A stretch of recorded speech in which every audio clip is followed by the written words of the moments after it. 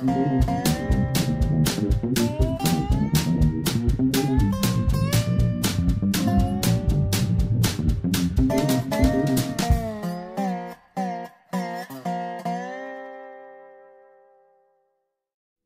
Dave Monk, the Prairie Monk, WAFT Champaign 90.1 on your FM dial. And Dave on the word. This is Sunday, May the 27th, 2018, and this is WEFT. This is the Prairie Monk program, WEFT's weekly look at all things green and railways related and conservation related and things like that.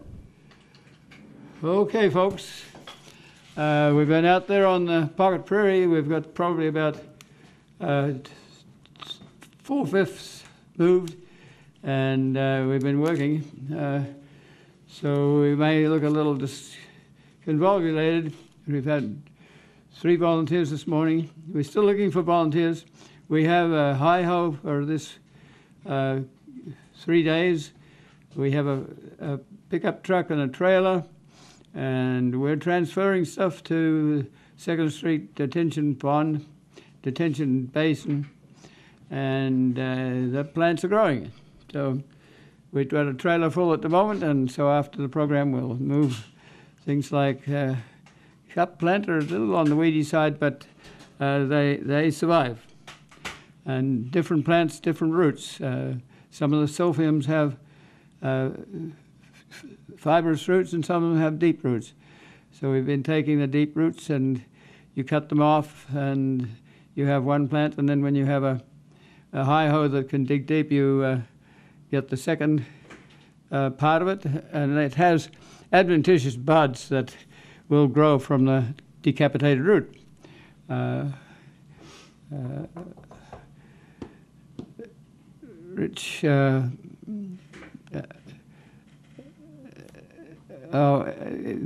had people digging them too, and we still have to get a compass plant, which is buried in a whole bunch of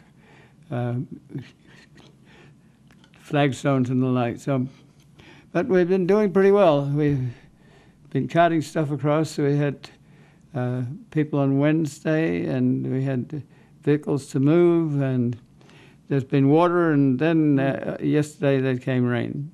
So that's the plants are actually saying thank you and surviving. Some of them are plants that were under the shade, so we may have to put some Salon, or it's a material that gives shade to plants that need shade.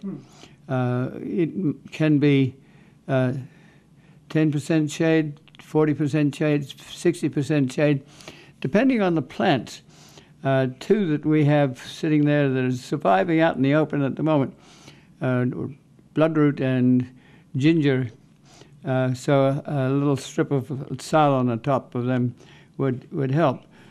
If you're doing things like golden seal commercially, and you get it out of a forest, and it's an understory plant, you have to put Salon over it to give it some shade opportunity.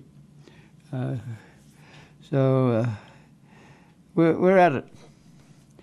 Environmentally, we're still walking around the streets, and we have a big garbage can that some people call a gondola. It's like 6 times bigger than the regular dumpster. And a lot of things go in there, and I watch, because sometimes there's a lot of cardboard and other recyclables. We have to teach people very gently that recyclables are important. Sustainability is important. So if you can get that attitude instilled, it also costs. It costs me to take styrofoam to a banner. A banner has a DART institution, which used to be Solo Cup, and they're breaking down styrofoam and making it into 47-pound ingots that then can be shipped to people who will deal with that sort of material and send it to China or wherever if necessary. I just opened the garbage can, and there was a pizza box there, and I had in the one pizza box there was one open packet of crushed red pepper, and there were 11 other packages of crushed red pepper. So somehow, just because there's a lot of the material available in a box, you throw in 12 pieces, that's better than not having enough. But sustainability would suggest that each pizza probably doesn't need more than one package of crushed red pepper. 2 at the most, if you wanted to get it very hot. So you have to think about those things, and every little piece counts, and we have to not just think of elephants and ivory and humans that don't have a place to live, and the whole ecosystem taking itself over, and the non-human elements losing out at a very rapid rate. So that's enough of that at the moment. We lost a flea track yesterday on a machine, and somebody came to fix it up, and kind of he referred to it as a tire. So he put the arm of the flea track down and lifted the one side of the machine up, so then he could take off the flea track, or otherwise called the tire. It's a rubber track that the machine runs on, and then it's kept tight by grease and probably hydraulics, and the grease wears out, and so it needs reinstatement from time to time. So flea track tires do fall off. And it's reinstated, and off we go again. It's interesting to watch professionals work, and it's interesting that sometimes you have to work, and you have to learn how to drive a hi-ho. You have levers. One track can move forward, and one track can the other track can move forward. So you've got a left and right track. You have a lever which takes the beam up in the air, and it will also enable you to turn the cab around, so you don't have to turn the flea track around. Which flea tracks make a mess when you turn them around. It's better to turn the cab sometimes so that you can see in another direction. It just takes a little bit of pizzazz to learn how to pat your head and rub your stomach. It's the same sort of thing. But after a while you get used to it, and it's very, very helpful. It helps to break up soil. It's fairly clay. This was a landfill, so what's underneath there is not awfully great. You need to move it fairly quickly. We do that. So the hi-ho breaks the ground, and a little bit of shoveling will work. Last week we had a much bigger hi-ho, so you could take a fairly big swipe, much more than a human could lift, and put it in a trailer and deliver it. Sometimes we'd have to cut it up into pieces to get it to be light enough for you to not get a hernia moving it. To leave the soil on is very helpful. Some plants aren't very helpful at that because they're not fibrous rooted, and they drop off all the soil that you could have. But that's all right too. They're usually tough, and if you put them back in fairly soon, they will take a little while and reconstitute. We often remove a bunch of the leaves, because when the roots are disturbed, they're not taking up water, but the leaves tend to be transpiring water. And so to prevent the wilting of the plant, we take the tops off, and they will grow again, and the roots by that time will have a chance to get water. If any of you can help, we really need some help, because we just have 2 days to go to get those materials out, and it's not easy, and it's hot. So, but we would very much appreciate any help that you can give. Just a half an hour is helpful, and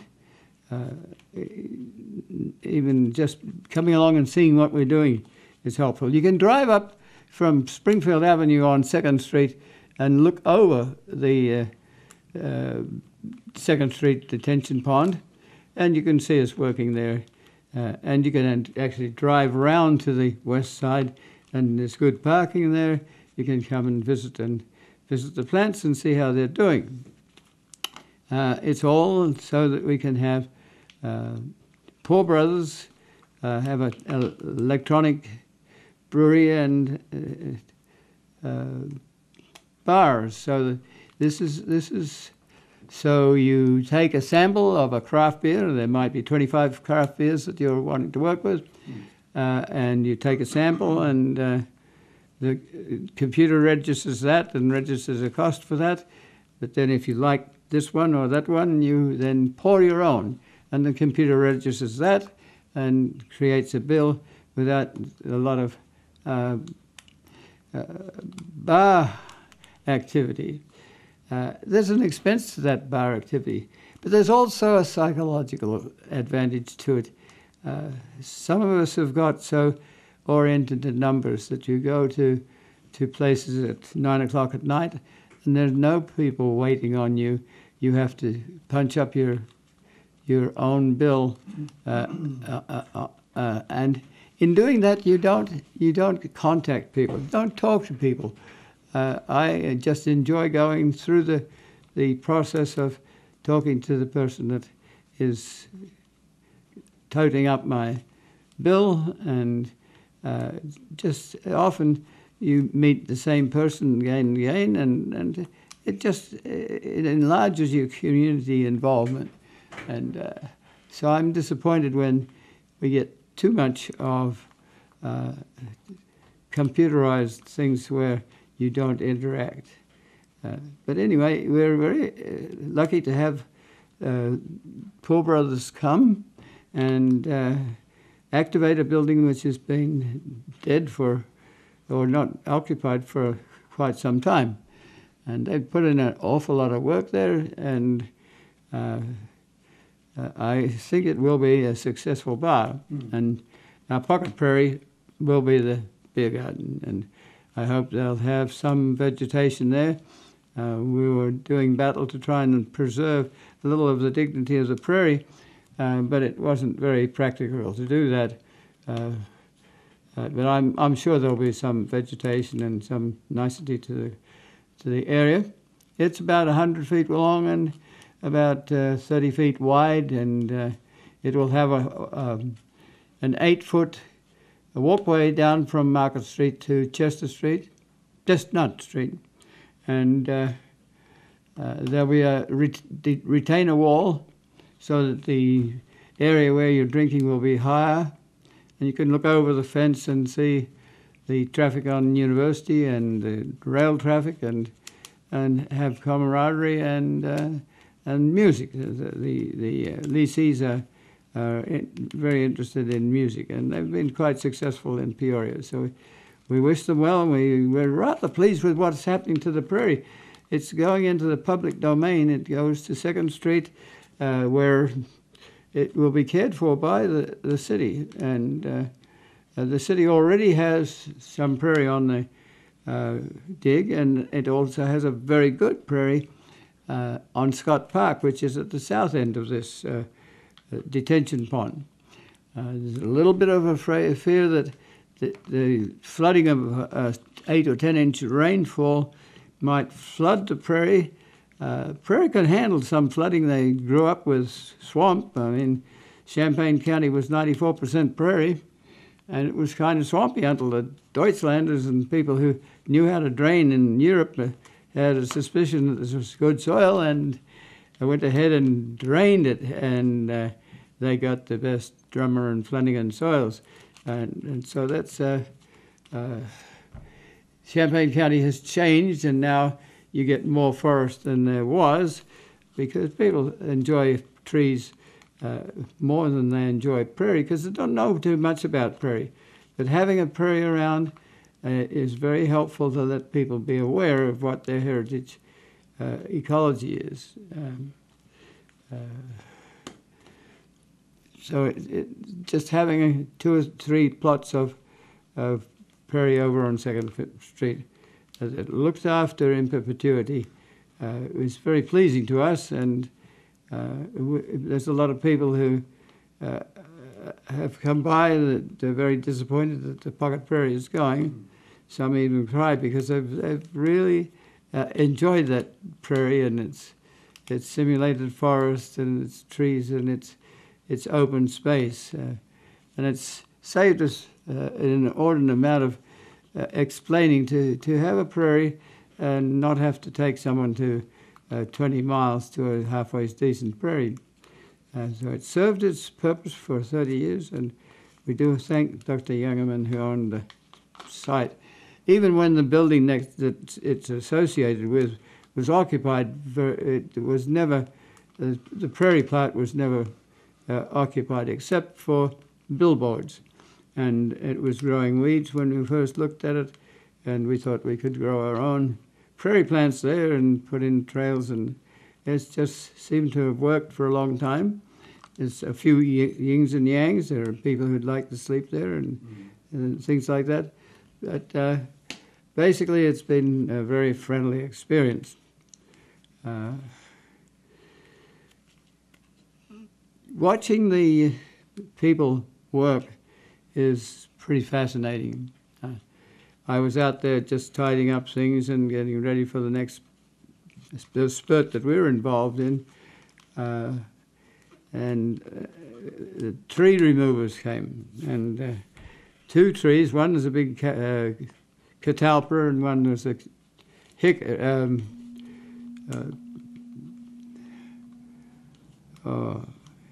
it's not a hickory. I'm forgetting exactly what it is, but quite a big tree, and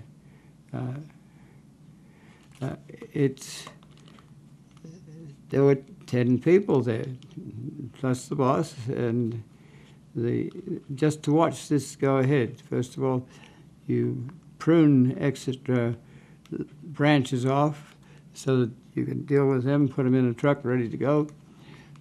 You can climb the tree to a certain extent. You put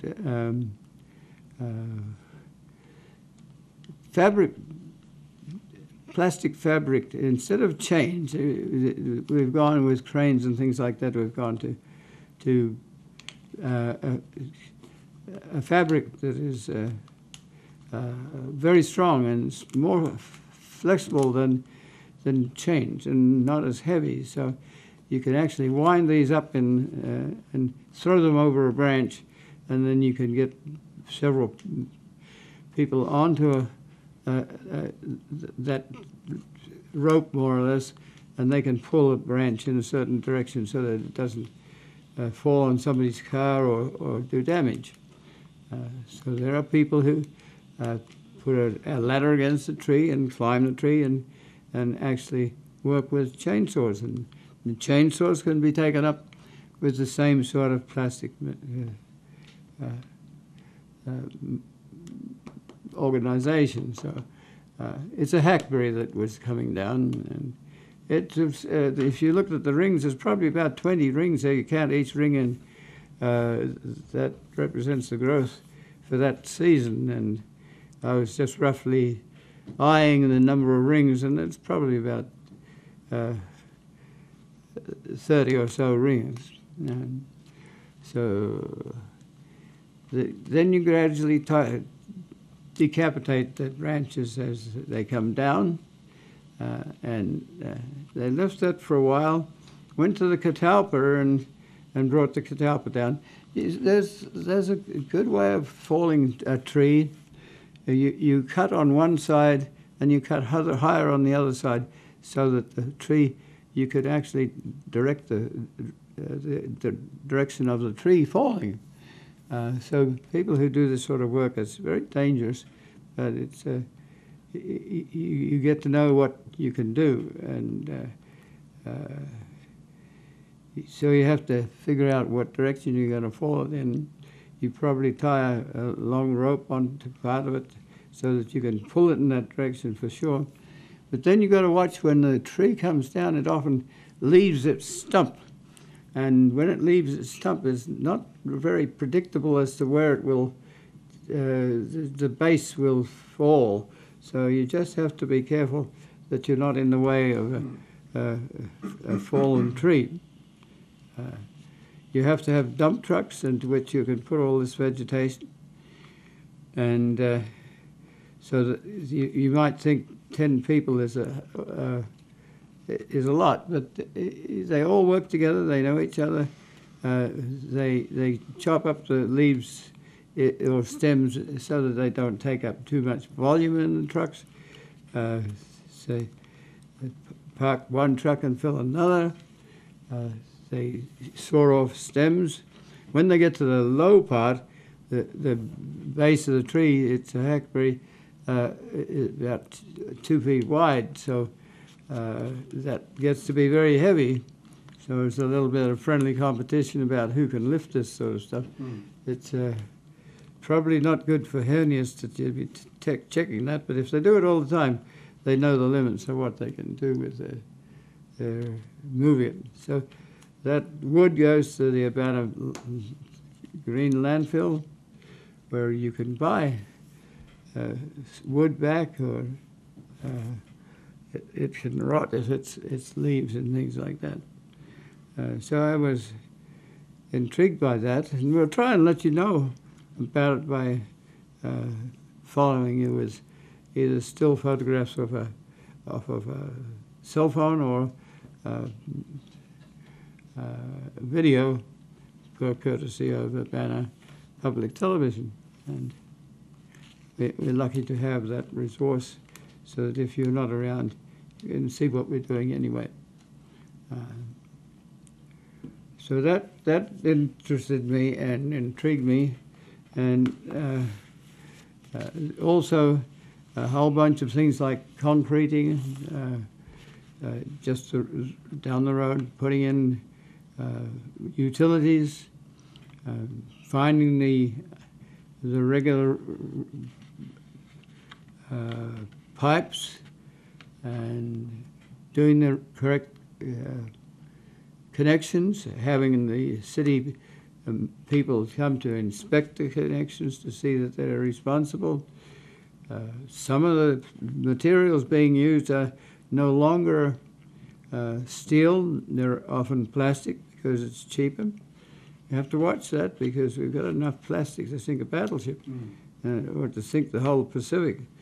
The National Geographic has a big article on plastic and what we should and shouldn't do with it. It's very, very helpful. Some of it is allowing us to do medical things that we could never do otherwise. But the single wrap, if you can take your canvas bag and not have to have a plastic bag which you'll throw out after you've gotten home, then that's very helpful. Children often seem to get the idea. I think they somehow innately realize that they're going to be the people who don't have the same resources as their grandparents, and they're somewhat concerned that they think about these things and actually do. And it's good for their soul. I had one very young person come by yesterday and saw the trees coming down and got rather upset by the fact that the trees were coming down. And if you look out the west front door at the moment, you can see across the Chestnut Street, and it's one big shiny place with clay. And by Tuesday, it will be bulldozed to create a new a place for putting down, say, about 6 inches of gravel, and then bricks on top of that. Dr. Youngerman has been storing bricks for years, and so they have bricks for that area, and we presume it will have a nice ambiance to it. So that's what we've been at. There was another meeting on Wednesday. We were in the middle of using a hi-ho, so we couldn't go, but I want to remind you that the regional planning has been asking questions about connectivity for bicycles. And so I had written a script on that, and I'll just briefly run it through with you. I've done it before, but it doesn't hurt to remind you that we're thinking about alternatives to riding a bicycle down University Avenue. So if you come to Kickapoo Trail, if you're over in Danville, there are ways of getting from downtown Danville to the head of the Kickapoo Trail. The railroad is active, so you have to be on the IT, the Illinois Traction Company railbed, which used to run traction vehicles like trams, and until probably in the mid-50s, and then cars beat the traction vehicles out. Some communities still have some of those traction vehicles, but in Danville, the traction track became a road, and so you can get from downtown Danville through to the Kickapoo State Park, where that's the eastern end of the Kickapoo Trail. And so connectivity between Danville and Banner and Champaign and Whiteheath, Monticello, Argenta, Oreanda, and into Decatur. And in the future, we'd like to see that you could get to St. Louis if you were doing that. And it might be that you go the other direction to Indianapolis. How do we do this? So there was a friendly meeting, and there will be others. And you could have the opportunity to report your own ideas as to how you get through town. Let me run through my concept of it. Is you get through to Danville and you ride through these little towns that are 5 miles apart that got their first electricity from the interurban. You can ride west. It will be 25 miles, and you're at the eastern edge of Urbana. The corridor will then turns onto Main Street as if you're going to go into Urbana proper. And there's a Weaver Park, which will be the headquarters, and it will have a toilet and facilities there. A little difficult because the road off of the Kickapoo Trail bends a little bit, and there's other roads coming in. The question is, can you widen it and put in a bicycle trail?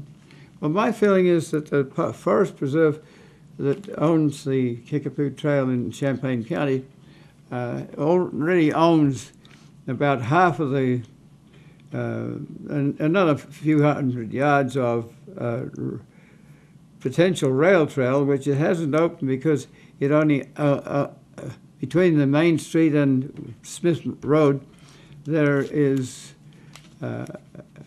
also Norfolk Southern Railroad territory. When the railroads are closing out a yard, they usually keep a mile behind to allow the train to come in and shunt various cars into various sidings. That mile was decapitated or broken in two by Smith Road, which is just opposite the headquarters for the head of the trail at Weaver Park. So my thought is that although there's still rail intact on that little segment, some of it not, but it hasn't been used for years, it's not likely to be used, then if we could buy, borrow, beg or steal that site, then you could come into Main Street and not take Main Street to it. You could use Main Street if you want, but you could also go straight up to Smith Road. Then I would take you around the north side of the yards to the MTD building. The MTD is occupying what used to be the old roundhouse for the steam engines.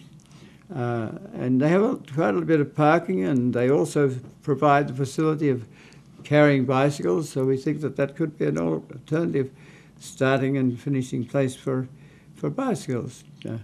And other people have been thinking of the same thing. MTD is actually thinking of taking across the road with a fairly formal walkway across University Avenue, so that you'd have a button and it would be safe to go across. You'd go across to Ambox Park and through the sanitary treatment plant. And the sanitary treatment plant seemed to be interested and agreeable and working to find out how you could do that and how you can get through the place with pizzazz. Right next door, the Chief Zamorga Park that Urbana owns, Urbana Park this owns, is on both sides of the Salt Fork Creek. And the Boneyard Creek comes in a little further to the west, and a bridge across that would be very good. It would cost a little bit to do that. If you don't have the money to do it, you can go across at grade. That means that if you have a big storm and you have wood and junk coming down, you make your crossing so low that all the junk goes over it.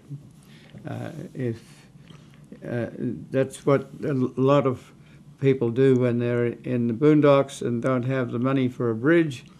If they do have the money for the bridge, they make it very high so it goes over the flood time, or they make it very low so rocks and rubble rumble over the low crossing, and you just don't have access when the thing is flooded.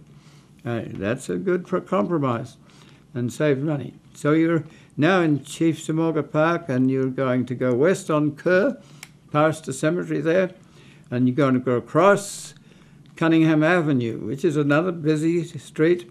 So it has lights there. And okay, another block, and you're at Broadway. You go north on Broadway, and you're headed to the Banner Park District Anita Purvis Center. Now you have the choice of going around Busey Woods.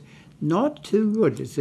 It's owned by several different jurisdictions, county and park district and city and what have you. And it's a fairly narrow road. There are some thoughts that you could have.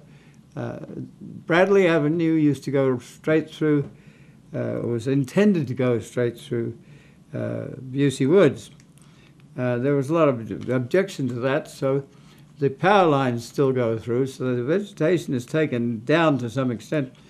But with a little bit of wiggle-woggle thought and interest, you could make that a trail that went through Busey Woods without violating the dignity of Busey Woods, rather than going around Busey Woods, which is kind of a little bit dangerous.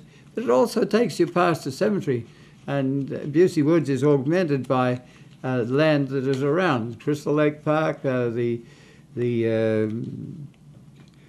Country Golf Club, a range of different opportunities for birds and wildlife to move out, and also the opportunity for deer to move in.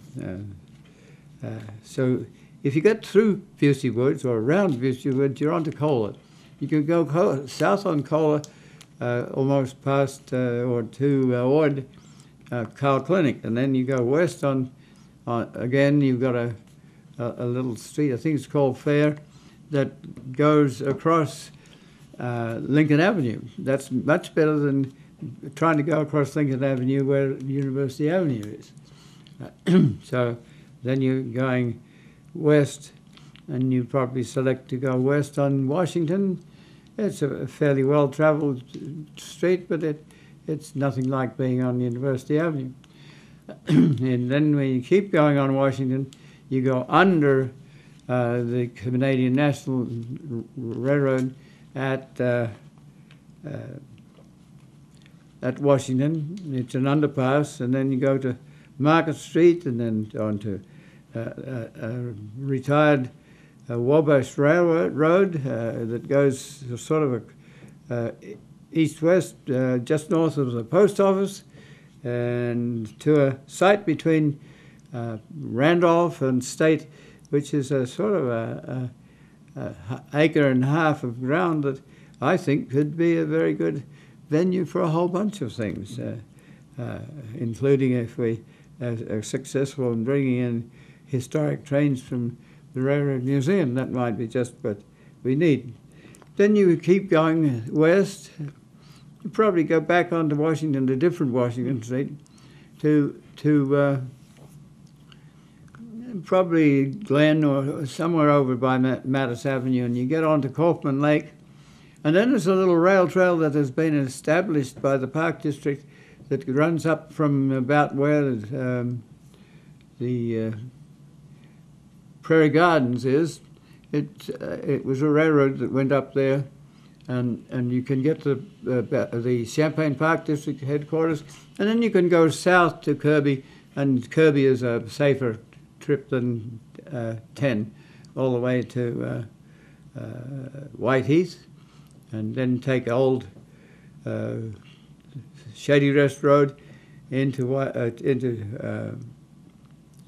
Monticello, and you needn't go all the way into Monticello. You just go to the cemetery and find Valentine Park, and there on the retired interurban bed, there's an established rail trail that takes you into the east side of Monticello. Then you find your way through the streets to the west side, and near the sanitary treatment plant, there's a break for part of the Railroad Museum. The Railroad Museum is in there. You can stop off and visit, and there's just a lot of things you can do. So you get onto the Sangamon Bridge Trail, which goes across the Sangamon River and then has an access to County Farm Road. You could go to Allerton Park. You could go to other resources.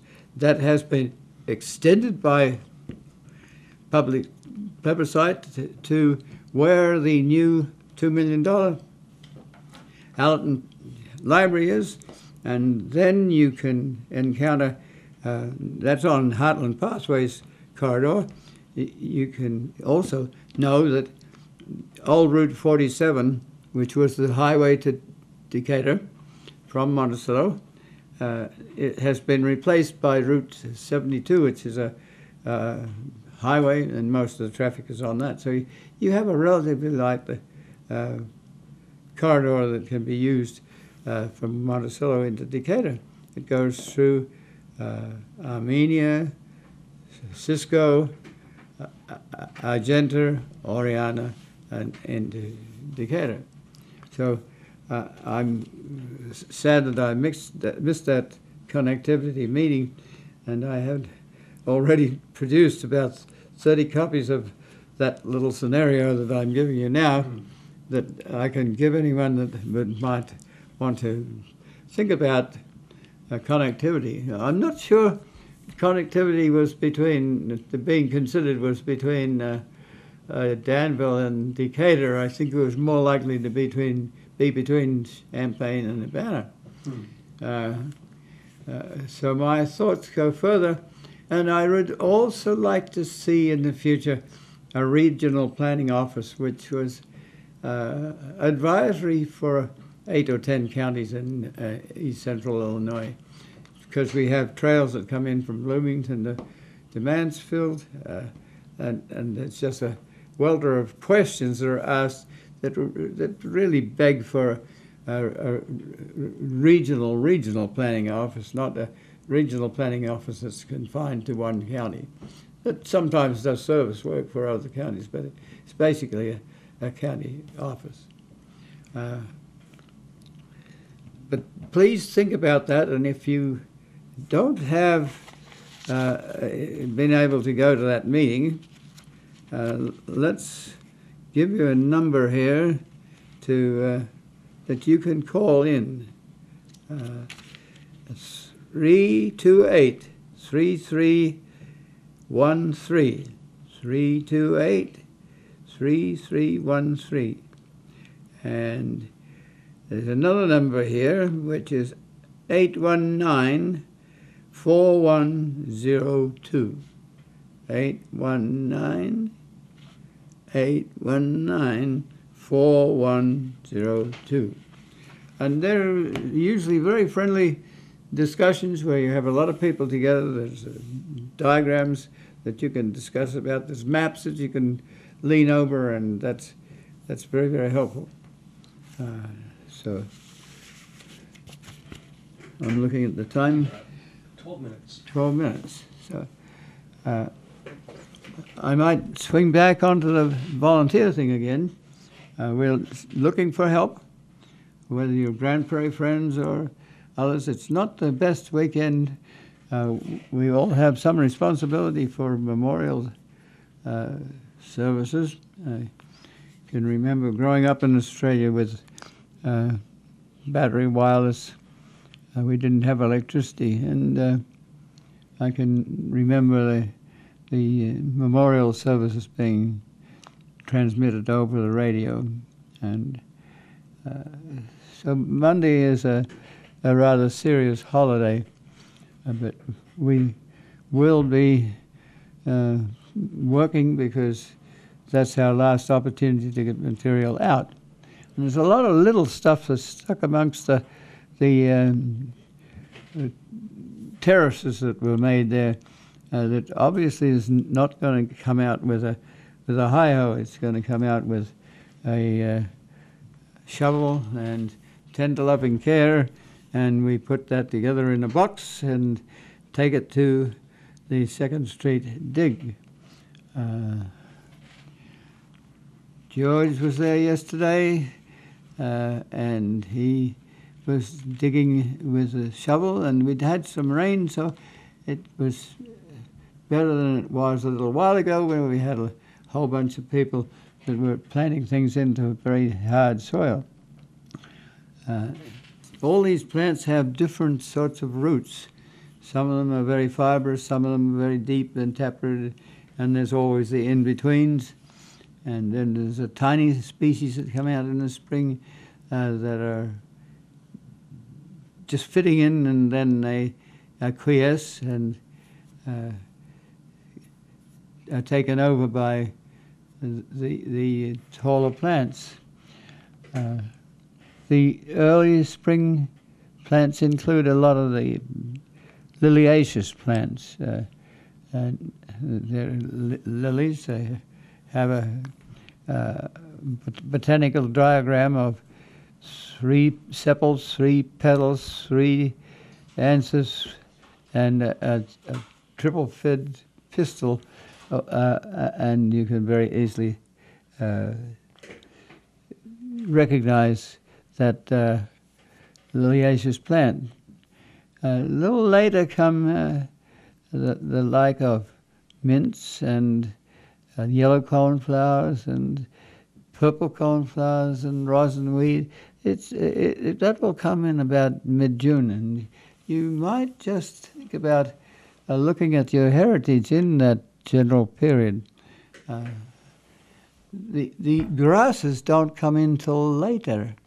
They're growing now. They're kind of aggressive, and they're rich for livestock if you want to use them that way.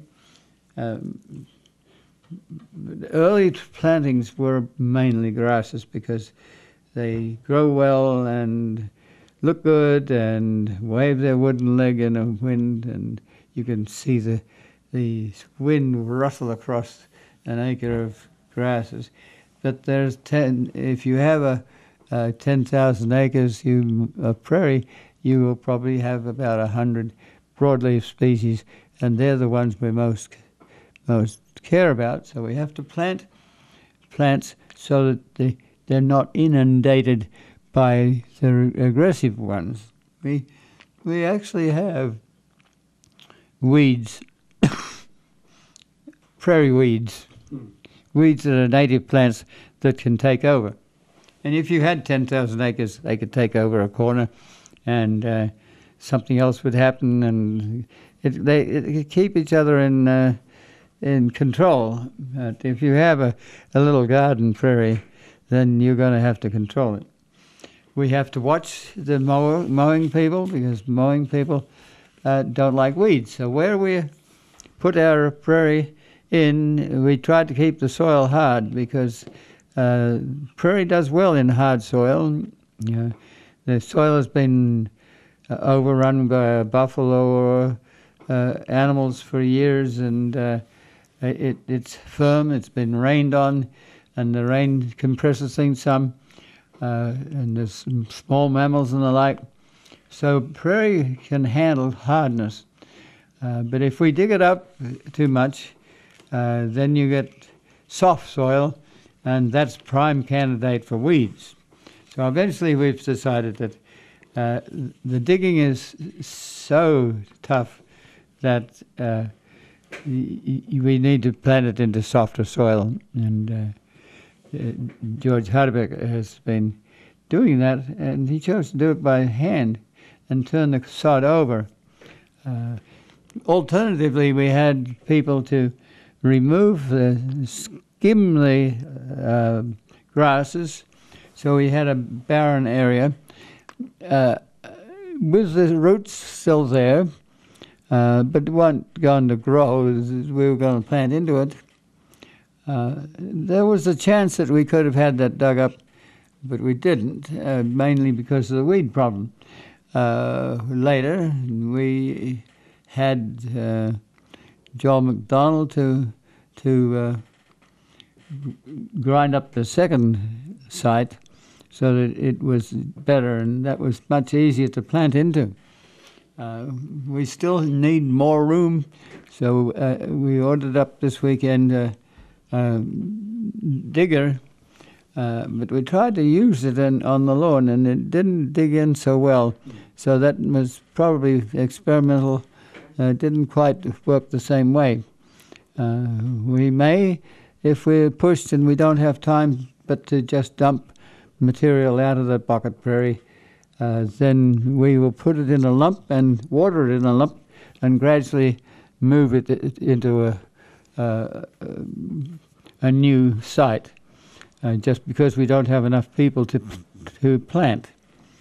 And we have to coordinate between one site and the other. That's not always easy. We have to have little things like bollards. And if you want to drive down the pathway, there's a bollard to stop you from doing that. But it can be undone for our sort of work, so that you could take a pickup truck and trailer down and deliver.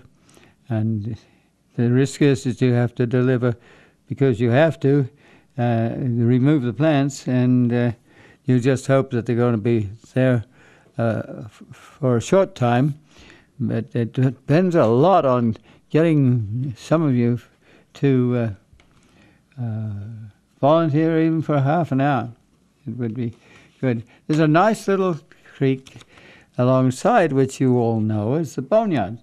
And at this location, it's a creek. It's not a pond. And there's one problem we have there is that the ducks and geese like vegetation, but they also like a pond. And I suspect that, and others suspect that, they need enough pond to be able to land and or to take off. And so there's also a bridge across on Logan, and there's only a small hole underneath it. It's not the sort of thing where you can walk under the bridge.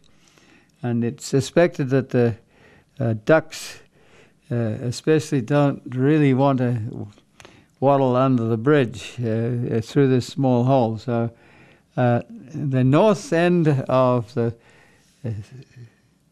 the detention pond has a creek. And yesterday I was talking to one visitor whose son was running up and down that creek. If you do that, you need to have responsible shoes on, because some of these places have broken bottles and the like. So a pair of flip-flops or something like that is in order. I'm not even sure whether it's something that the Park District would want you to do, but certainly the dogs find it interesting to run up and down that corridor.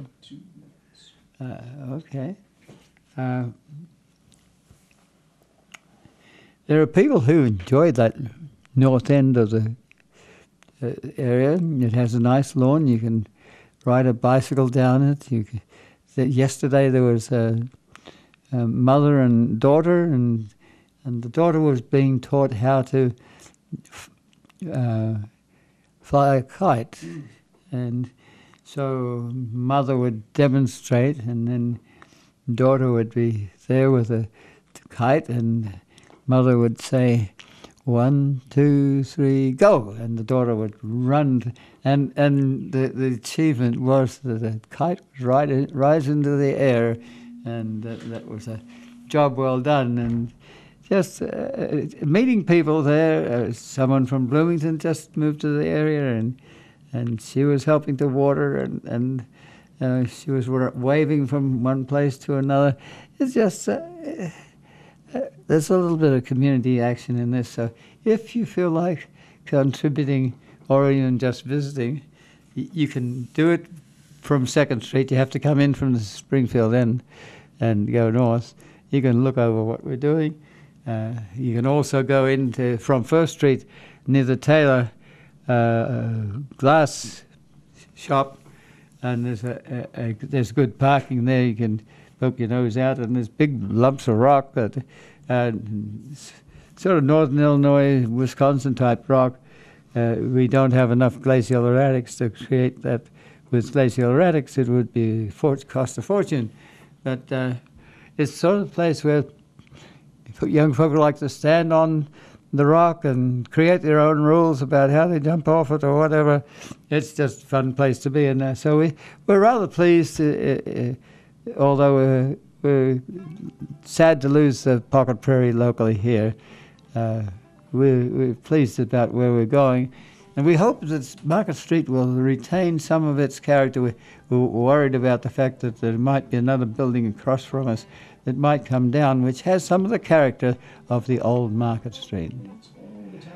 That's the end of it. Thanks for listening. This is Dave Monk, your Prairie Monk, WEFT Champaign, 90.1 on your FM dial. And Dave on the board. And as always, the views and opinions expressed are solely those of the speakers and no one else.